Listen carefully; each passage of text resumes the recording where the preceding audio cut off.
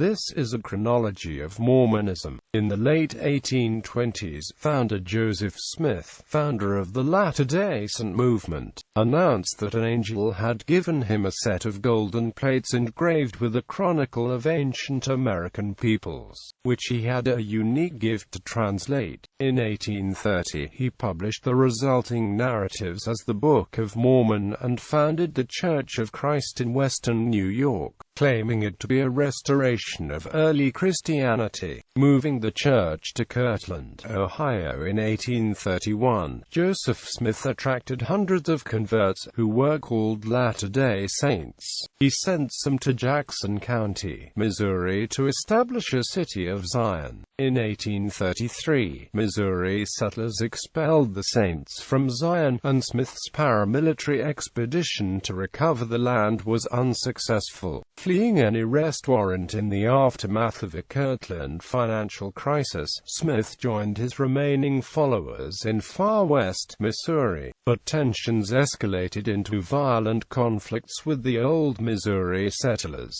Believing the Saints to be in insurrection, the Missouri governor ordered their expulsion from Missouri, and Smith was imprisoned on capital charges. After escaping state custody in 1839, Smith directed the conversion of a swampland into Nauvoo, Illinois, where he became both mayor and commander of a nearly autonomous militia. In 1843, he announced his candidacy for President of the United States. The following year, after the Nauvoo expositor criticized his power and such new doctrines as plural marriage, Smith and the Nauvoo City Council ordered the newspaper's destruction as a nuisance. In a futile attempt to check public outrage, Smith first declared martial law, then surrendered to the governor of Illinois. He was killed by a mob while awaiting trial in Carthage, Illinois. After the death of the Smiths, a succession crisis occurred in the Latter-day Saint movement. Hiram Smith, the assistant president of the church, was intended to succeed Joseph as president of the church, but because he was killed with his brother, the proper succession procedure became unclear. Initially, the primary contenders to succeed Joseph Smith were Brigham Young, Sidney Rigdon, and James Strang. Young, president of the Quorum of the 12, claimed authority was handed by Smith to the Quorum of the 12. Rigdon was the senior surviving member of the First Presidency, a body that led the church since 1832. At the time of the Smiths' deaths, Rigdon was estranged from Smith due to differences in doctrinal beliefs. Strang claimed that Smith designated him as the successor in a letter that was received by Strang a week before Smith's death. Later, others came to believe that Smith's son, Joseph Smith III, was the rightful successor under the doctrine of lineal succession. Several schisms resulted, with each claimant attracting followers.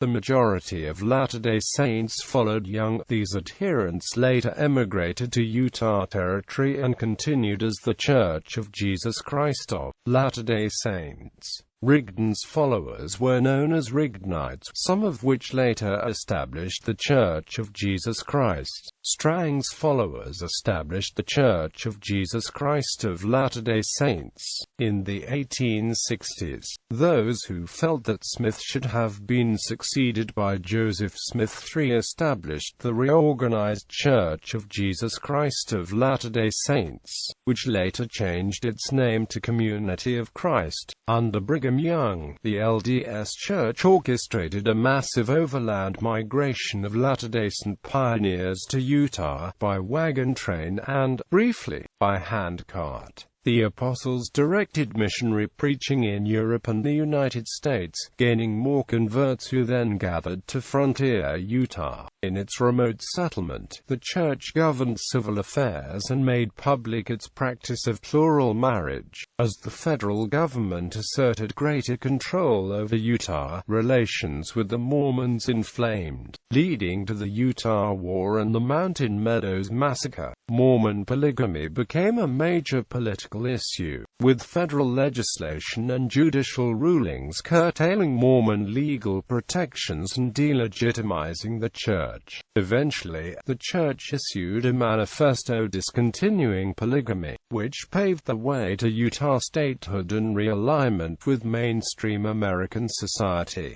1790s. 1791 Smith's and Louisa McTurtle, after a 2-year illness, is miraculously healed, returning from a near-death experience. She tells of a vision in which Jesus spoke through a veil and told her to warn the people to prepare for death, and to declare faithfully unto them their accountability before God. 1796 January 24. Smith's parents Joseph Smith, Sr., and Lucy Mack Smith are married in Tunbridge, Vermont by Seth Austin. Smith's grandfather Asel Smith states in a letter that, "I believe that the stone is now cut out of the mountain without hands, spoken by Daniel, and has smitten the image upon his feet." 1797 Joseph, Sr. and Lucy Smith have an unnamed baby child, who dies. There is disagreement on whether this was a boy or a girl. December 6, Joseph, Sr., his father Asel, his brother Jesse, and 14 others form a Universalist society. 1798 February 11, Smith's brother Alvin Smith is born in Tunbridge, Vermont. 1799 April 10, Smith's grandfather Asel Smith writes a letter to his family, intended to be read after his death, articulating his belief in universal salvation, warning them not to look to outward formalities of religion. Asel Smith, however, was a pew holder of the local Congregational Church, a church known at the time for having preachers who taught Christian universalism and Unitarian theology. 1800 February 9, Smith's brother Hiram Smith is born in Tunbridge, Vermont. August 4 May 4, 1801. The Smith family may not have been counted during the 1800 U.S. Census, although there are Joseph Smith families in both Tunbridge and Poultney, Vermont. Neither of them match in ages and children with the family of Joseph and Lucy Smith. 1800–02, Smith, Sr., may have moved temporarily to or visited Poultney, Vermont, 50 miles from Tunbridge, according to residents who said he lived there at the time of the wood movement here. Spring or early summer, a counterfeiter named Winchell organizes a dowsing company to dig for money in Middletown and Rutland, Vermont. Winchell associates with Nathaniel Wood, who had founded the New Israelites some years earlier, whose religious elements included temple building, divination, polygamy, and the idea that they were literal descendants of the Israelites. Among the company's Warren Cowdery, Jr., the father of Oliver Cowdery, the dowser who became Smith's scribe in 1829. According to interviews conducted by local historian Joseph Smith, Sr. was also part of the New Israelites, and was one of its leading rodsmen. There is no historical consensus linking Smith, Sr., to the New Israelites. However, James C. Brewster reported that Smith claimed that his money-digging career began during this decade or earlier. 1802 January 14, the New Israelites, having prophesied this day as the end of the world, are confronted by local militia. This is known as the wood scrape. The militia fires the weapons to disperse the fraternity of rodsmen. About spring, Joseph, Sr., and Lucy Smith rent out the farm in Tunbridge, Vermont and moved to the more urban Randolph, Vermont to set up a merchant's shop. They operate with $1,800 in goods on credit from merchants in Boston. Soon after moving to Randolph, Smith, Sr., speculates on a shipment of ginseng, which he sends from the port in New York City to China. about fall or winter. 6 months after moving to Randolph, Lucy contracts tuberculosis. 1802–03. While deathly ill, Lucy has a religious conversion after she believes she hears the voice of God. She said that she perceived her mind at one time raising gradually, borne away to heaven above all height, then reverting back again to my babes and my companion at my side, after which she promised God that if she would live, she would try to find religion, and then heard a voice saying, "Seek and ye shall find, knock and it shall be opened unto you. Let your heart be comforted, ye believe in God, believe also in me." Lucy tries to find a religious home, but is unhappy with several ministers. Therefore, she concludes that there is not on earth the religion which I seek. I must again turn to my Bible, taking Jesus and his disciples for an example. 1803. A large Christian revival sweeps across Vermont and Connecticut. About 1803, after the ship returns from China with the proceeds from the sale of Smith Sr.'s ginseng, the earnings are stolen by a Royalton merchant who flees to Canada.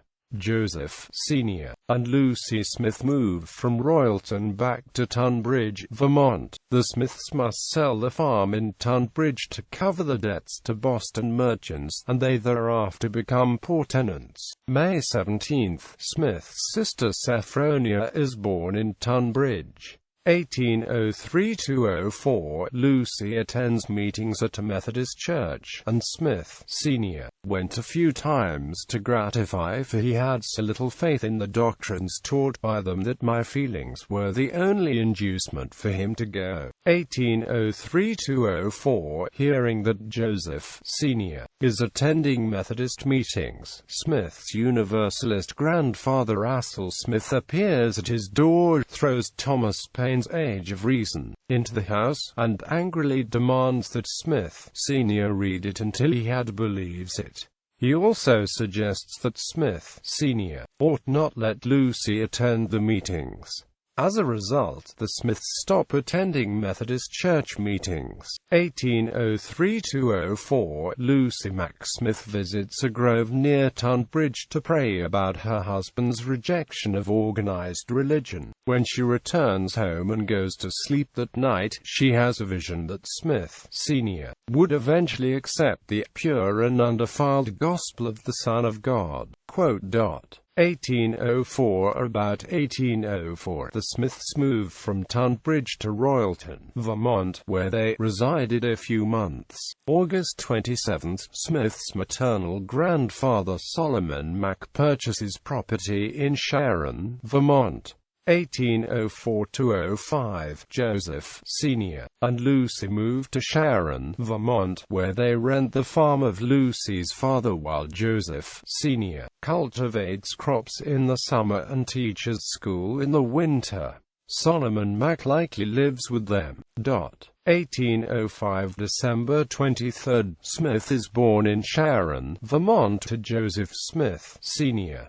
and Lucy Mack Smith. Vermont residents recall that Smith Sr. told them the young Joseph was born with a caul, and that Smith Sr. intended to procure a stone for to see all over the world with. 1806. May 3. Smith Sr. witnesses a land transaction between his in-laws Solomon Mack and Daniel G. Mack in Sharon, Vermont. 1807. April 1. In the court of Windsor County, Vermont, a person is convicted of passing counterfeit money to Joseph Smith. April 16. A second person is convicted of passing counterfeit money to Joseph Smith. Sharon resident George Downer is convicted of passing 2 counterfeit bills the previous spring. There is some tenuous evidence, based in part on a descendant of the counterfeiter against whom Smith Sr. testified on April 1 that Smith Sr. was an accomplice in that case who avoided conviction by turning state's evidence. Smith family moves from Sharon back to Tunbridge, Vermont. October 15. Smith Sr., his brother Jesse, and other Tunbridge residents petitioned the Vermont legislature for an exemption from providing their own military equipment as members of the Vermont Militia. 1808 March 13. Smith's brother Samuel is born in Tunbridge, Vermont. 1808 to 1810. Smith family moves from Tunbridge to Royalton, Vermont. 1808 to 1810. Smith possibly attends school on Dewey Hill, taught by Deacon John Rinney, although he may have been too young. 1810s. 1810 March 13. Smith's brother Ephraim is born in Royalton, Vermont. March 24. Ephraim Smith dies. Winter of 1810 to 11. A Christian revival occurs in the towns around Royalton, Vermont. Smith, Sr., becomes much excited upon the subject of religion, and contended for a restoration of primitive Christianity. 1811 Spring 1811, Smith's maternal grandfather Solomon Mack, after being ill all winter in Sharon, Vermont, and after searching the scriptures and praying, sees a vision and later hears a voice. He is converted to evangelical Calvinism and denounces universalism. March 13. Smith's brother William is born in Royalton, Vermont. April. Joseph Smith, Sr. tells his family about his first vision. He sees a field representing the barrenness of true religion upon the earth, and he sees a log containing a box. His spirit guide tells him that if he eats the contents of the box, he will be filled with wisdom and understanding. He raises the lid of the box, but is unable to eat its contents because all manner of beasts, horned cattle, and roaring animals rose up on every side in the most threatening manner possible. Based on the vision, Smith, Sr. concludes, more than ever, that there is no true religion on the earth. He would have 6 other visions between 1811 and 1819. After May 11, after selling his property in Sharon, Vermont and moving to live with Smith's uncle Daniel in Royalton, Smith's maternal grandfather Solomon Mack self-publishes a booklet describing his heavenly visions and voices of the previous winter. Mack, Solomon, a narrate via the life of Solomon Mack, Windsor, Solomon Mack.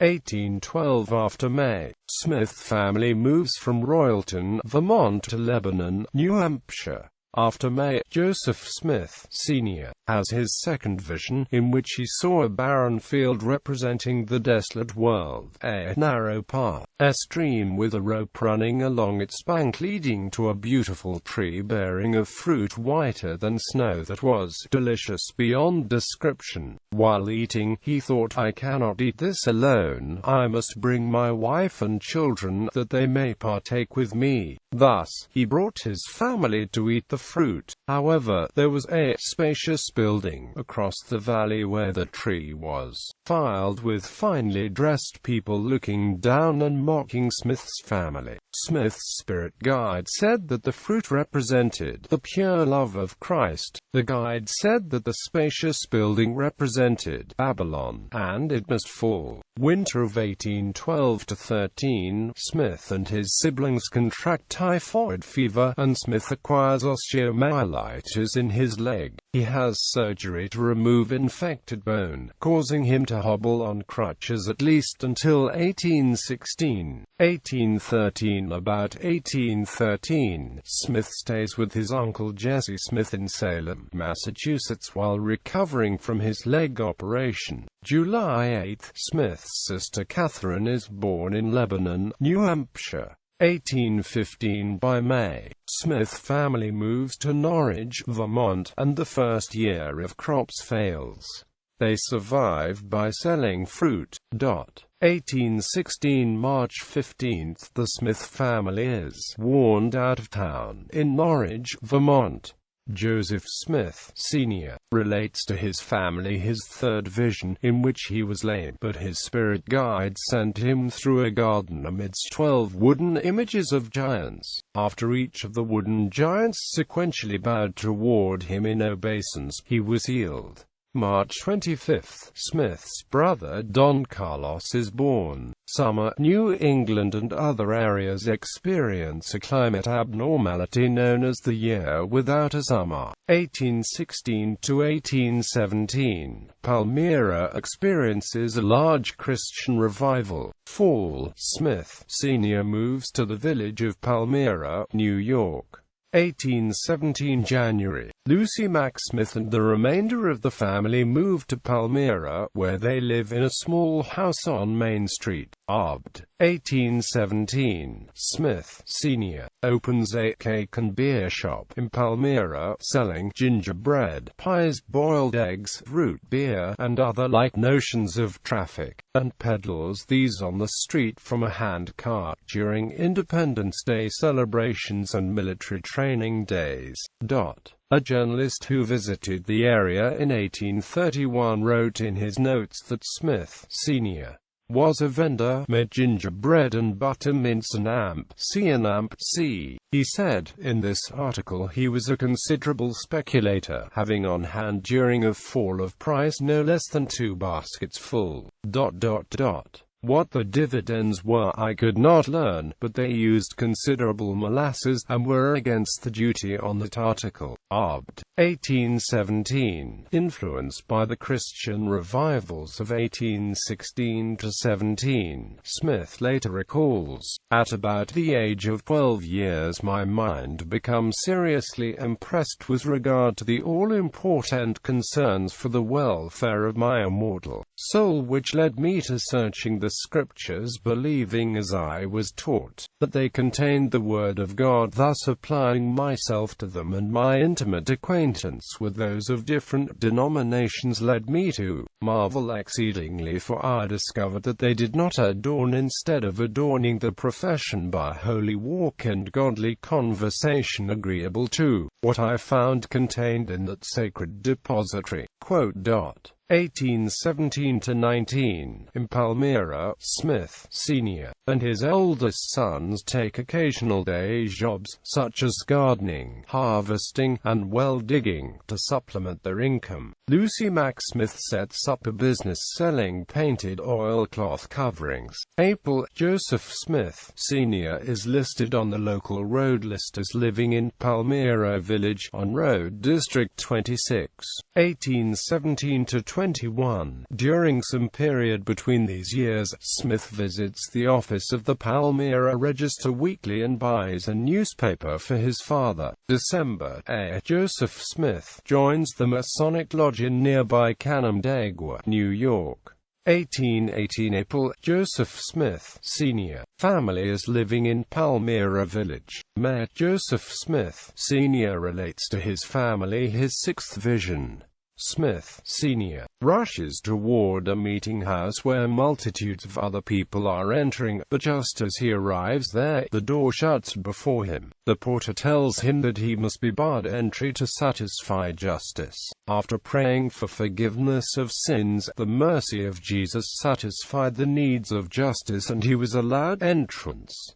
1819 April. Joseph Smith Sr. family is listed on tax records as still living in Palmyra Village. The Smith family builds a log home in the town of Palmyra, away from the village and adjacent to the border of Manchester. Smith said they moved into the log home 2 years after arriving in Palmyra. Turner remembers the Smiths occupying this log home in the winter of 1819 to 20. Tucker dates the move to the log home to 1818, said that the Smiths occupied the land as squatters, and described the log home as divided into 2 rooms on the ground floor, and had a low garage into apartments. A bedroom wing, built of sword slabs, was afterward added. They may have begun clearing trees and farming nearby land they did not yet own, or they may have been renting the land. 1819 to 1820 s. While on the new property, the Smiths engage in shopping and retailing of cordwood. the raising and bartering of small crops of agricultural products and garden vegetables, the manufacture and sale of black ash baskets and birch brooms, the making of maple sugar and molasses in the season for that work, and in the continued business of peddling cake and beer in the village on days of public doings. They also engage in hunting and fishing, trapping muskrats, and digging out groundhogs from the holes, and spending time at Palmyra shops. 1819 to 1820. S. Smith, Jr. works as a clerk for the peddling of cake and beer on public occasions, and sometimes is duped into accepting counterfeit coins from other youth. Alvin Smith leaves home to raise money for the family. An unknown shooter hides under a wagon, and when Smith approaches his home, the shooter fires across the path, missing Smith but lodging a bullet in a cow. Joseph Smith, Sr., tells his family about his seventh and last vision, telling him that he lacked one thing in order to secure his salvation. His spirit guide wrote what that one thing was on a piece of paper, but Smith, Sr., awoke before he could read it. September. According to Tucker, Smith discovers a seer stone, which is white and opaque, and resembles a child's foot. Tucker's account apparently conflates the story of finding this stone with the better documented story of Smith finding his brown seer stone in 1822. Vogel argues that this 1819 date cannot be relied upon, and that it is not established that Smith began using a seer stone for treasure digging until 1822.